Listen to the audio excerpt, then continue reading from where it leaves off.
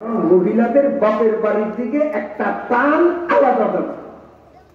এই জন্য বাচ্চার মায়ের জানে আইসেন করো এবার বাচ্চার মায়ের জানে বাচ্চা কই গেছে, বাচ্চারে কে খাওয়াইছে সব জানে। তারপরেও জিজ্ঞাসা করে মনু কই গেছিলা, আপুর সাথে কই গেছিলা? মা নানু বাড়ি গেছি। কে তোমারে কোলে নিয়ে আদর কইরা ভাত খাওয়াইছে? নানু খাওয়াইছে। ইরে নানু বাড়ি গেছি, নানু খাওয়াইছে। কত যে মজা জানার পরেও জিজ্ঞাসা করছে, বাচ্চার মুখে শুনলে মজা পায়।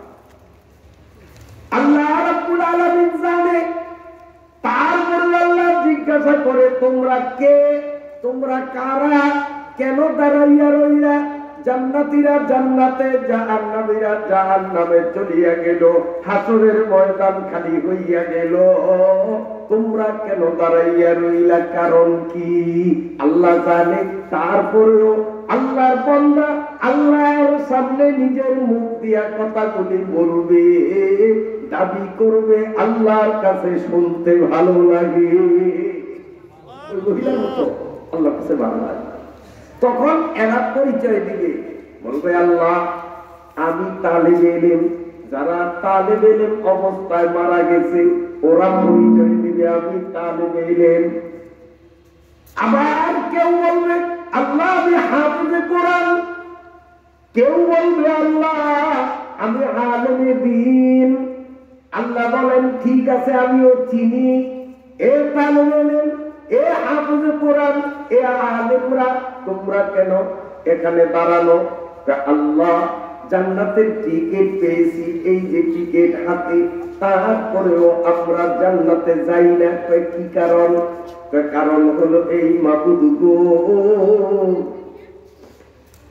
আমি গরিবের পোলা, আমার বাবা রিক্সা চালাইয়া দিন মজুরের কাজ করিয়া মাথার ঘাম পায়ে ফালাইয়া কত কষ্ট করিয়া কাচিয়া হাফেজ মিজান সাহেবের মাদ্রাসায় মাসিক বেতন বহুত কষ্ট করিয়া পরিশোধ করতেন। আমারে অনেক কষ্ট কইরা পড়াইয়া তালিবে ইলম বানাইলেন।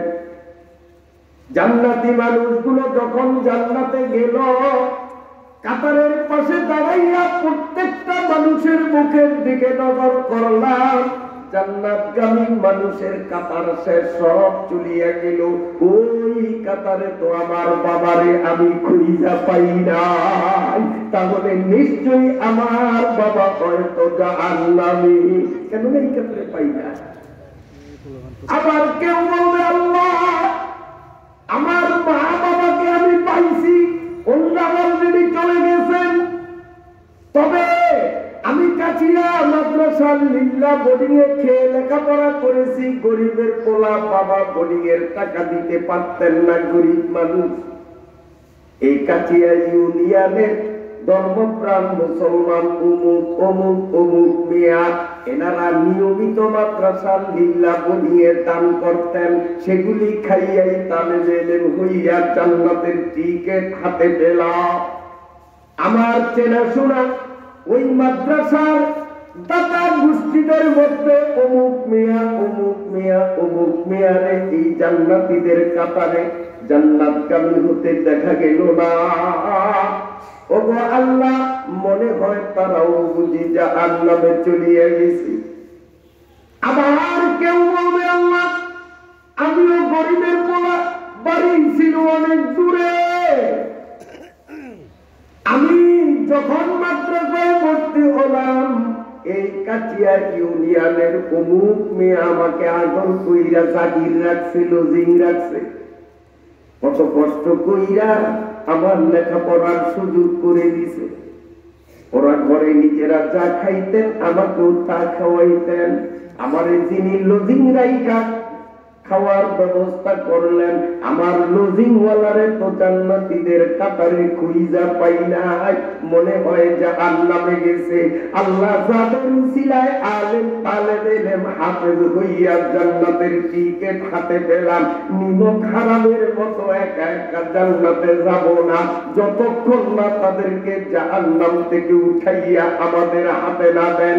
আল্লাহ রাব্বুল আলামিন বলেন, এ তালেবে ইলম, এ হাফেজ কোরআন, এ আলেমে দ্বীনরা, যাদের জন্য সুপারিশ করতেছো এরা পাপীর গোষ্ঠী, পাপের কারণে জাহান্নামে গেছে, তোমরা জান্নাতে যাও। তখন তারা বলবে মাবুদ তোমার জান্নাতের টিকেটটা ছিঁড়িয়া ফালাইয়া দেব, আমরাও এক্ষুনি জাহান্নামের আগুনের মধ্যে লাফ মারিয়া।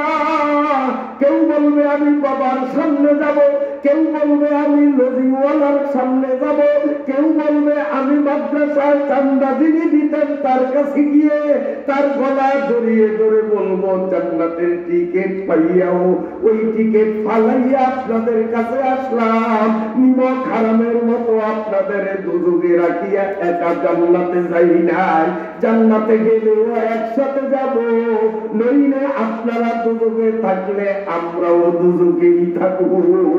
বলেন তো এটা দেশীয় হুজুরদের থেকে হাকরের মাঠে এই ব্যবহার পাওয়া যাবে না দূরের হুজুর থেকে? দূরের হুজুর 2000 হুজুর যাইবেন না, সব উপকার পাইবেন এলাকার থেকে। আজকে দুঃখের বিষয় মুসলমান এলাকার যোগ্যতা সম্পন্ন আলেম হলে তাদেরকে মর্যাদা দেই না, আর দূরের থেকে পাগল ছাগল আসলো বিয়া। এলাকার আলেমদেরকে দাম দেয়া এটা আমাদের ইমানি দায়িত্ব, ইমানি দায়িত্ব, ইমানি দায়িত্ব। قال النبي صلى الله عليه وسلم انزل الناس على قدر منازلهم।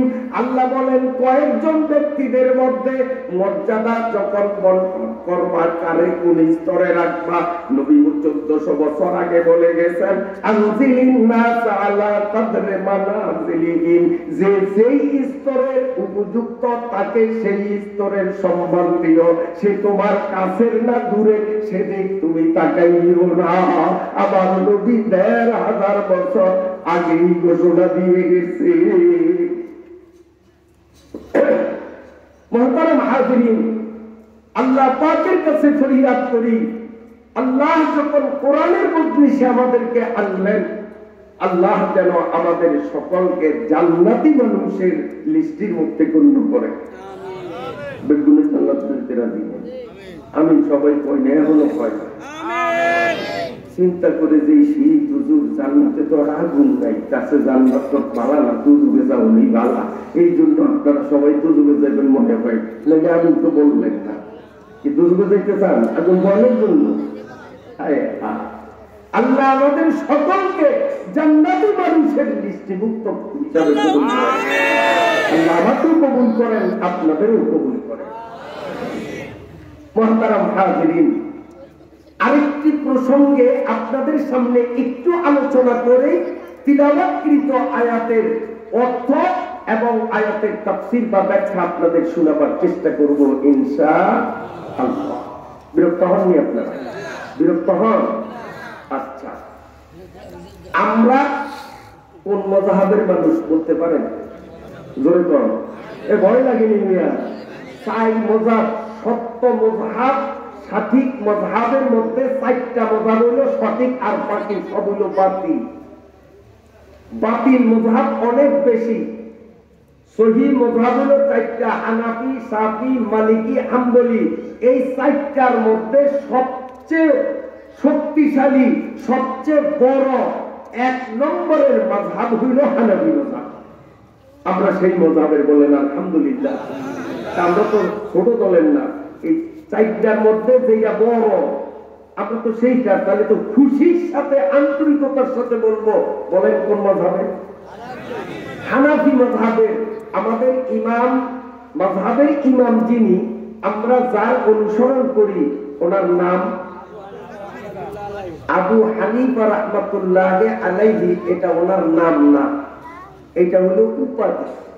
ওনার নাম হলো নোমান, বাপের নাম সাবেক।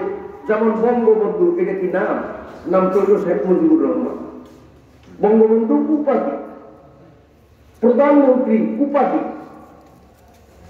নাম হইল শেখ হাসিনা, ঠিক না? ইমাম আবু হানিফা এটা উপাধি। আমাদের ইমাম সাহেবকে চিনতে হবে, যার অনুসরণ করি তাকে চিনতে হবে। নাম বললাম নোমান, বাপের নাম সাবেক, আর উপাধি হলো আবু হানিফা। আবু হানিফা আরব দেশে বলা হয় এমন ব্যক্তিকে উপাধি হিসাবে যেই ব্যক্তির চিন্তা চেতনা ধ্যান ধারণা কাজ কর্ম অন্যদের তুলনায় সবচেয়ে শক্তিশালী নির্ভুল, এমন ব্যক্তিদের আরব দেশে উপাধি দেয় আবু হানিফা, মানে সবচেয়ে উন্নত মানের মেধা সম্পন্ন ব্যক্তি আবু হানিফার বাংলা। তো এটা যেহেতু তৎকালীন বিশ্বে ইমাম আবু হানিফা রাহমাতুল্লাহ আলাইহির মতো মেধা সম্পন্ন দ্বিতীয় ব্যক্তির অস্তিত্ব ছিল না, এই জন্য মানুষ খুশি হয়ে তাকে আবু হানিফা উপাধি দিলেন, মানে বিশ্ব সেরা বুদ্ধিজীবী এবং সঠিক বুদ্ধিজীবী, ব্যাটিক বুদ্ধিজীবী না। কেমন তিনি বুদ্ধি রাখতেন একটু ভালো করে শোনেন, খুব ভালো করে শোনেন মজার কথা। ইমাম আবু হানিফা রাহমাতুল্লাহ আলাইহি আমার দিকে তাকান। মাগরিব থেকে নিয়ে এশা পর্যন্ত তিনি বসে থাকতেন, দলে দলে মানুষ মাসআলা জিজ্ঞাসা করতে আসতো, ফতোয়া পড়ায় জানতে আসতো, সমাধান দিতেন। এশার পর আর লোকজন আসতো না, এটা দৈনন্দিনের রুটিন। এশার পর তিনি ইবাদত বন্দিগিতে মগ্ন হতেন ফজর পর্যন্ত। ফজরের নামাজ পড়ার পরে আবার পাবলিকের সময় দিতেন। এই পাবলিকরা 10টা 11টা পর্যন্ত পাবলিকরা আসতো আর ফতুয়া ফরায়েজের সমাধান দিতেন। 10টা 11টার পর থেকে নিয়ে জোহর পর্যন্ত তিনি ইবাদত বন্দিগিতে থাকতেন, কোরআন এবং হাদিস নিয়ে গবেষণা করতেন। জোহরের নামাজের পরে কেবল 15 মিনিট তিনি একটু বিশ্রাম করতেন, এরপরে আবার জনগণকে সময় দিতেন আসর পর্যন্ত। আসর থেকে মাগরিব পর্যন্ত আবার ইবাদত বন্দিগি করতেন। তাহলে 24 ঘন্টায় তিনি ঘুমাইতেন কয় ঘন্টা? কথা বলেন না, 4.5 ঘন্টা, মাত্র 15 মিনিট। 24 ঘন্টায় মাত্র 15 মিনিট তিনি শুইতেন। এ ছিল তার দৈনিক রুটিন। কিছু লোক আছে না, হুজুর দেখলে চোখ টনটনায়, এ সর্বকালেই ছিল, আগামীতেও থাকবে, বর্তমানেও আছে। এই হুজুর দেখলে চোখ টনটনায়, এরকম 2 বেয়াদব গেছে। আবু হানিফাকে আজকে একটা খেলা দেখাবো, উনি যে 15 মিনিট ঘুমায়, যে ঘুমাইতে দিন না, বিরক্ত করবে। কারণ কাঁচা ঘুমের থেকে মানুষ জাগাইলে কি যে কষ্ট, পাশের লাঠি দিয়া মাথায় বাড়ি দেওয়ার সব বেশি কষ্ট। কাঁচা ঘুমের তো জাগাইলে কি কন, ঠিক না? আজ যখন দূরে ঘুমাইতে দিন না, আজ বিরক্ত করবো। তো 2টাই গেছে, ওই টাইমে ওই যে 15 মিনিট ঘুমায়, ঠিক টাইম মতো গিয়ে দরজা ঠকঠক শুরু করছে, ইমাম সাহেব হুজুর, ইমাম সাহেব হুজুর, ইমাম সাহেব হুজুর। হুজুর এই সবে মাত্র চোখে একটু ঘুম আশা করছে, এই টাইমে হুজুর উচ্চা দরজা করছেন, আসসালামু আলাইকুম। হুজুর গুরুত্বপূর্ণ একটা মাসালা, আপনি ছাড়া কেউ সমাধান দিতে পারবে না। হুজুর বললেন যে মাসলার সমাধান দেওয়ার তো আমার রুটিন আছে।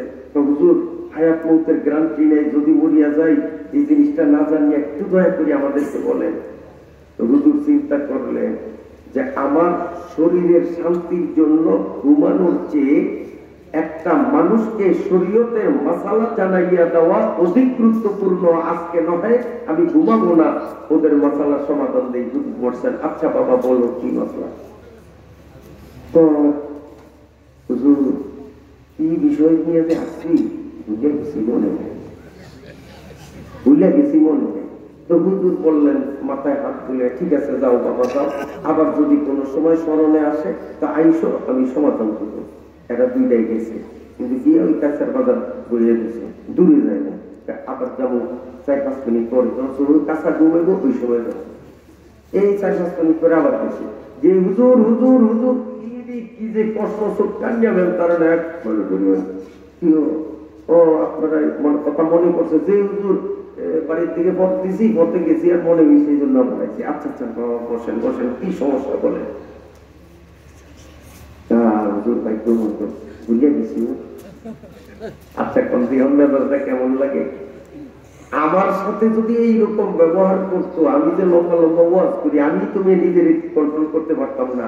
বাম হাতের ঘুষির লগেই তো আগে নাহের বাড়িতে ছুটাইতাম, ব্যাকের দল ঠিক না ব্যাটি? কিন্তু ইমাম আবু হানিফা রাহমাতুল্লাহ আমাদের মাযহাবের ইমাম, শুনেন, ইমাম আবু হানিফা রাহমাতুল্লাহ ইনি বললেন ভুলে গেছে, ঠিক আছে ঠিক আছে, যান আবার স্মরণ হইলে আসবেন, ইনশাআল্লাহ সমাধান করা গেছে। হুজুরে আবার শুনছি যে সময়ও তো অন্যায়, 10 মিনিট গেছে, আর আছে মাত্র 5 মিনিট, দেখি 5 মিনিট একটু সইয়ের এটা মারি, আলগা মারি। হুজুরে শুনছি এই 2-3 মিনিট পরে আবারই আইছে, আইয়া আবার বাগান করছে, যে কষ্ট ওষুধটা নিয়ত মেলুন না নিয়ে হুজুর মাসলাটা মনে হচ্ছে তোদেরকে, আলহামদুলিল্লাহ ঠিক আছে, আমি বসলাম, বলেন হুজুর মাসলাটা খুব জটিল, খুব কঠিন, খুব গুরুত্বপূর্ণ, আপনি ছাড়া আমাদের বিশ্বাস এই মাসালার সঠিক সমাধান কারো কাছে পাবো না, হুজুরের কাছে অত ভূমিকা লাগবো না, তবু সমস্যাটা কি দেখতে পাবো। হুজুর সমস্যা কিন্তু নর্মাল না, আপনার এই যে বারবার বিরক্ত করছি, কারণ বিষয়টা আপনি ছাড়া কেউ বলতে পারবে না, কার বেড়া অত বক্তৃতা লাগবে না, কথা কম। কথা হইল এই, মানুষের পায়খানা মিঠা না সুগা? যেই মানুষটা 24 ঘন্টায় মাত্র 15 মিনিট ঘুমায়, সেই মানুষটারে এই 15 মিনিটের ঘুম নষ্ট করলো, 3 বার ডিস্টার্ব করলো, করিয়া মাসলা জিজ্ঞাসা করি কি যে মানুষের ঘুম মিঠা না সুগা? ব্যাপারটা কেমন লাগে? আমরা ওইলে কি করতাম, মাথা ফাটিয়ে দিতাম। ইমাম আবু হানিফা রাহমাতুল্লাহ একটু রাগ করলেন না, ধৈর্য ধারণ করে তিনি হাসি মুখে বললেন যে হ্যাঁ বাবা, বিষয়টা আসলেই কঠিন, তবে আমি সমাধান দেই। হুজুর সমাধান দেই তৈলে হবে না, কোরআন হাদিস দিয়া সমাধান দিতে হবে, দলিল দিয়ে দিতে হবে। তো হুজুর বললেন যে আমি নোমান ইবনে সাহাবের, আমারে তোমরা আবু হানিফা বলো, আমি কিন্তু দলিল ছাড়া কোনো মাসলা বিগত দিনে দেই নাই, এখনো দেই না, আগামীতেও দিব না। আমি যে কোনো মাসআলা বলার আগে দলিল রেডি করি, তারপরে মাসআলা বলি। তাহলে ঠিক আছে, তাইলে আমরা মানবো। বলে হুজুরে বলেন যে মানুষের পায়খানা 2 প্রকার, উত্তরটা শুনিয়ে। তো মানুষের পায়খানা 2 প্রকার, এক প্রকার কাঁচা আর এক প্রকার শুকনা। রাস্তার পাশে পোলা পাইলে পায়খানা করছে, এখন আর বর্ষা নাই, রোদে শুকিয়ে গেছে, একটা কাঁচা পায়খানা, একটা শুকনা পায়খানা। কাঁচা পায়খানা হইল মিঠা আর শুকনা পায়খানা হইল সুটা। ওই দুইটাই আচ্ছা, এটা কোরআনের কোন সূরার কোন পারার কত নম্বর আয়াত থেকে কইছেন? বুখারী, তিরমিজি, আবু দাউদ, নাসাই, ইবনে মাজাহ, এই হাদিসের কোন কিতাবের কোন অধ্যায়ের কত নম্বর হাদিস থেকে বলছেন? দলিল বলেন। হুজুরে বলেন আমি আগেই তো বলছি, আমি নোমান দলিল ছাড়া কোনো কথা বলি না। সুবহানাল্লাহ, সুবহানাল্লাহ। এই পৃথিবীর মধ্যে 4টা হক মাযহাবের মধ্যে সবচেয়ে বড় মাযহাব হানাফি মাযহাব। এই হানাফি মাযহাবের প্রত্যেকটা কথাই সহিহ হাদিস এবং আল্লাহর কোরআনের আয়াত দ্বারা দলিল যুক্ত। বলেন আলহামদুলিল্লাহ।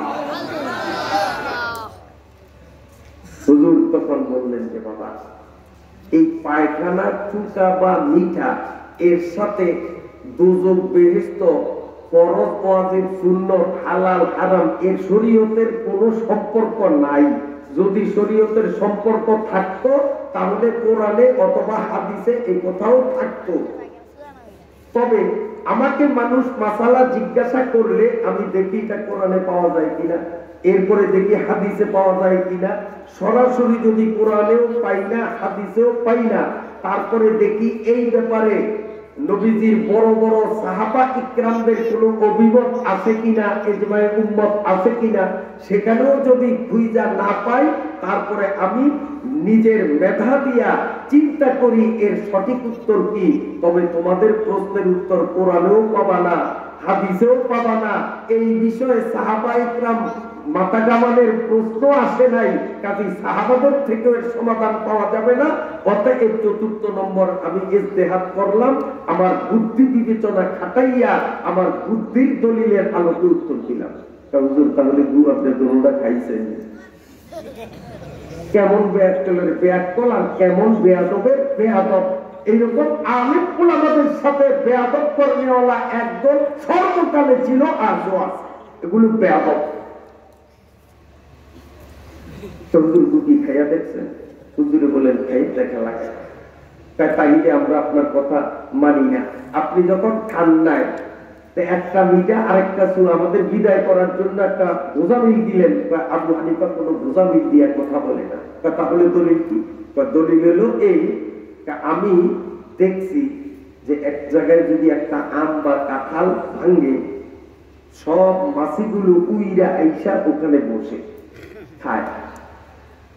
এই 2 হাত দূরে ছোট্ট একটা বাচ্চা যদি পায়খানা কইরা দেয়, এই মাছিগুলো এখান থেকে উড়াল দিয়া পায়খানার উপরে বসে কিছুক্ষণ খায়, আবার উড়াল দিয়া আমে কাঁঠালে আসে, এখান থেকে খায়, আবার উড়াল দিয়া ওইখানে যায় না। কথা দেখি, এরা কিন্তু দোনো জায়গার মজা নয় যে ওইটা কেমন স্বাদ, এটা কেমন স্বাদ, কতক্ষণ ওইখানে কতক্ষণ এইখানে। আর শুকনা পায়খানায় আমি জীবনেও কোনো মাছি বসতে দেখি নাই। কাঁচা পায়খানায় মাছি বসতে দেখছি আম কাঁঠালে যেরকম বসে, আর শুকনা পায়খানায় জীবনেও মাছি বসতে দেখি নাই। তোমরা দেখছো? কয়টা হুজুর আমরাও দেখি নাই। এইবার আসো, জীবনে সান্তর ভর্তা খাইছো? হুজুর বহুত খাইছি। সান্তর ভর্তা আমিও খাইছি। সান্তর ভর্তা বানাইয়া প্লেট বইরা রাইখা দিছি ঘন্টার পর ঘন্টা, একটা মাছি ভুলেও জীবনে আসতে দেখি নাই। আপনার সান্তর ভর্তা মাছি বইনি? হ্যাঁ, আমি নিজে পরীক্ষা করছি, সান্তর ভর্তা ভালো করিয়া বানাইয়া ফেলছি, না মাছি আইয়া না। আর আম কাঁঠাল বাইয়া যদি ওটা ডাকিও রাখি, তারপর মাছি উঠি দেয় যে কতক্ষণে উদাম করতো। ঠিক না ভাই?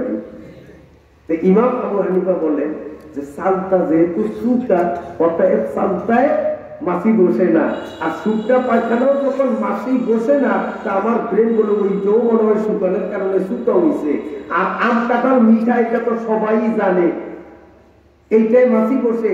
আর কাঁচা পায়খানাও যখন মাছি বসে, এতেই আমি বিবেক খাটাইয়া বুদ্ধি খাটাইয়া স্থির করলাম যে আম কাঁঠাল যেমন মিঠা, মানুষের কাঁচা পায়খানাও বলে অমন মিঠা, নইলে ওখানে মাছি কেন বসে? সুবহানাল্লাহ কইেন। এই উত্তর এই পৃথিবীতে কোন আলেম দেওয়া কি সম্ভব? কোন বিজ্ঞানী দার্শনিক কি দিতে পারত? আর আমাদের ইমাম আবু হানিফা রাহমাতুল্লাহ যে উত্তর দিচ্ছেন, এই উত্তরটা কি আপনারা উড়িয়ে দিতে পারবেন? ওনার যুক্তি ঠিক নাই যে সালতা তো বসে না, শুকনা পায়খানাও বসে না, কাজে ওইটা সালতার মতো শুকনা হবে। আম কাঁঠালে বসে, কাঁচা পায়খানায় বসে, তাহলে এই যুক্তিতে কাঁচা পায়খানা মিঠা, কাজে মুখে দিয়ে দেখা লাগে না। আমাদের ইমাম আবু হানিফা রাহমাতুল্লাহ জ্ঞান কত গভীর এই ঘটনার থেকেই বোঝা যায়। খালি খালি তিনি আবু হানিফা অন্যায়,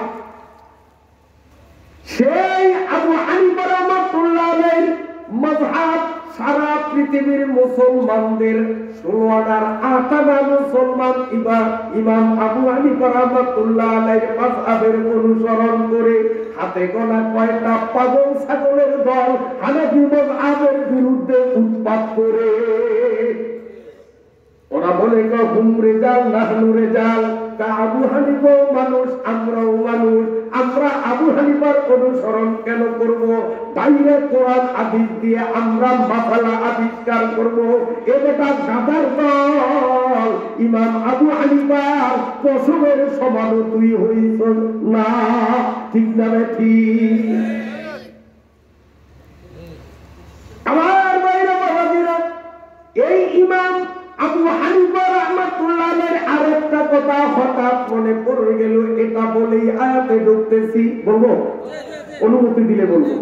এই কথাগুলো বলতে হয় এজন্য যে ওই পাগল ছাগলের প্রলোভনে পড়িয়া, ইসলামিতে পড়িয়া সরল মনা কিছু মুসলমান বিপদগামী হয়, মাযহাব ত্যাগ করতেছে, এজন্য কথাগুলো বলতে হয়। বলবো?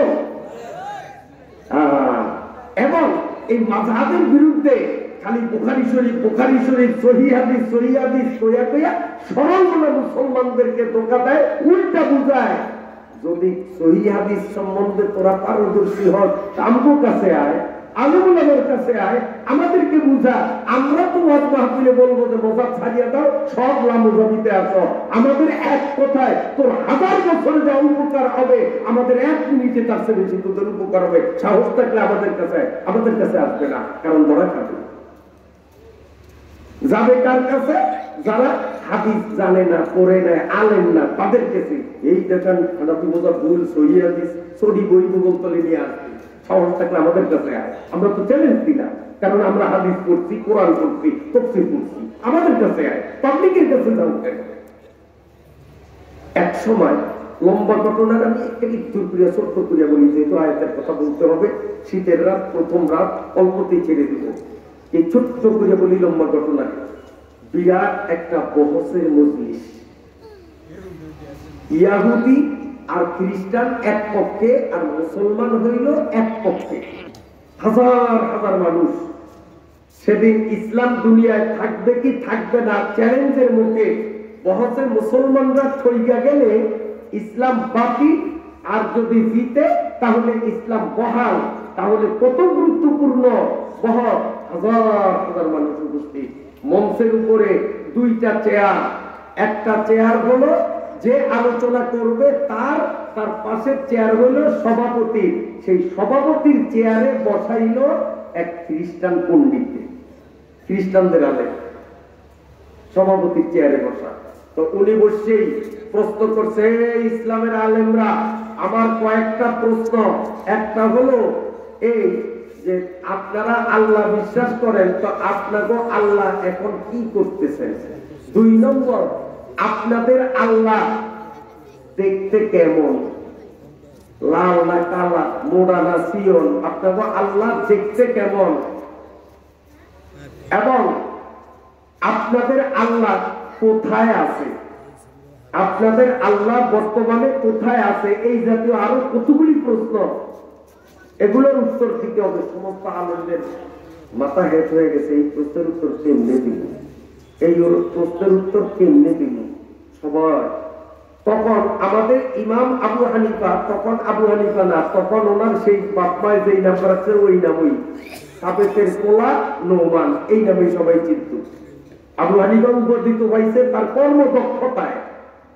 এই নোমান ইবনে সাবেক আমাদের মাযহাবের ইমাম, ওনার বয়স ছিল 17 বছর 6 মাস।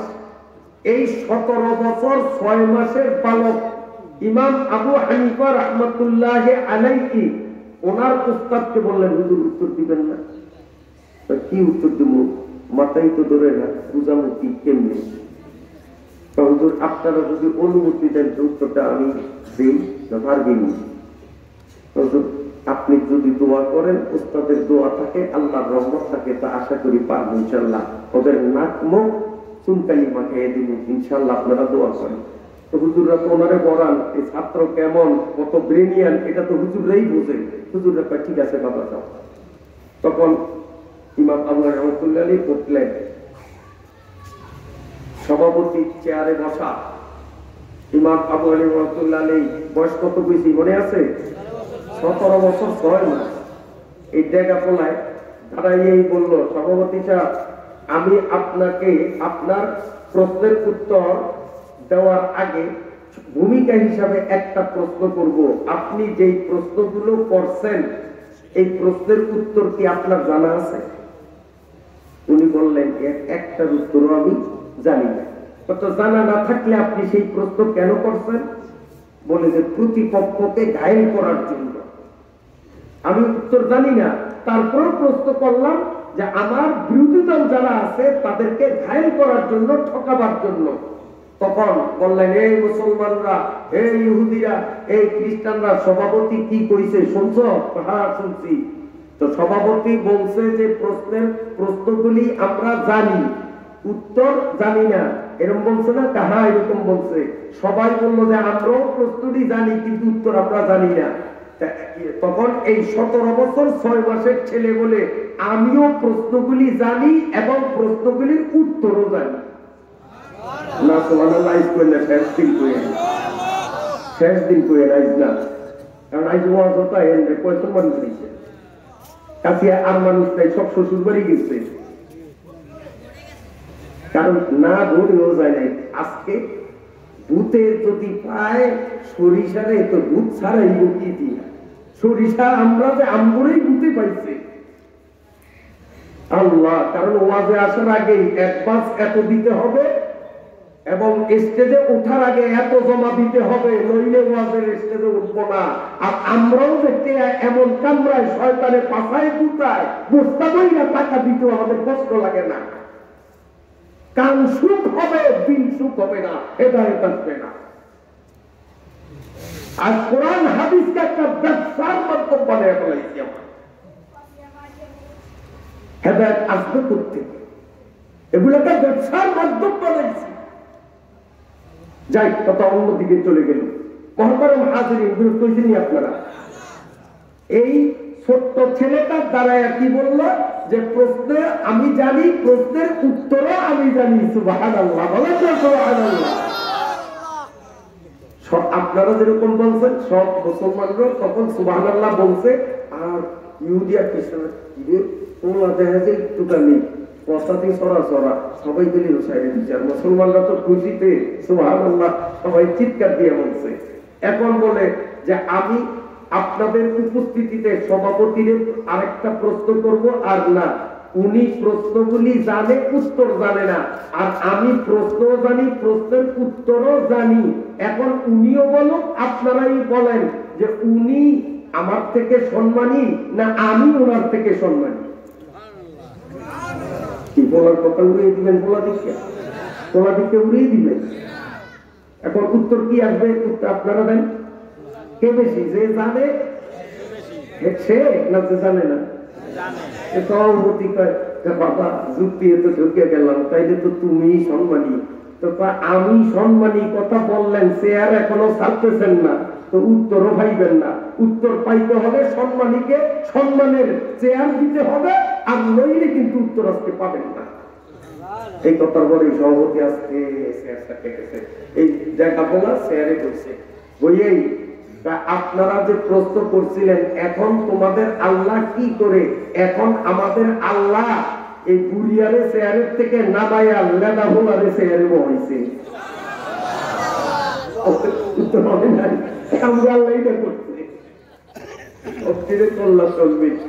তোমরা আরেকটা প্রশ্ন করছো যে আল্লাহর আগে কি ছিল, আল্লাহরে কে বানাইছে? আমার আগে আমার বাপ, তার আগে দাদা, তার আগে তালই, তার আগে পিজা, একবারে যাইতে যেতে আদম, এর আগে আল্লাহ। আল্লাহর আগে কি? একটা প্রশ্ন তোমাকে ছিল। এই প্রশ্নের উত্তর নিবা, টাকা নেব। কাছে আসো, আসছে দুইজন ডাকছে যে একজন ইহুদি একজন খ্রিস্টান আমার কাছে আসো। দুইজন আসছে, পাশে আবু হানিফার চেয়ারের পাশে দাঁড় করাইল। দাঁড় করাইয়া ওদের দুজনকে বললো যে তোমরা গুনতে জানো, অঙ্ক পড়ছো? কি পাগলের মতো কথা, আমরা শিক্ষিত মানুষ, MA পাস, BA পাস, ডিগ্রিধারী লোক, আর আম করে কও গুনতে জানি। আচ্ছা জানলে মানুষ, তো আপনারা গণেন তো দেখি। এখন উনি গণে 1 2 3 4 5 যখন খাওয়া করলো আপনারটা হয় নাই, আপনি গণেন। উনি বলছে যে ও ভাষা পরিবর্তন করলে মনে হবে 1 2 3 তাই আমি হয় না। তখন ওই দুজনে চমক দিচ্ছে, বেটা একবার বললা আজকে শুরু করছো, তোর কাছে আমাকে গণা শিখা লাগবে? হ্যাঁ, গণিতের মাস্টার আমি, অঙ্কের প্রফেসর, তোর কাছে গণা শিখবো? বেটা গণা এমনি তো 1 2 3 গুণ। আমরা কি ভুল করছি? কি ভুল করছেন মানে ওনারে বললাম, উনিও একের থেকে গণা শুরু করছে।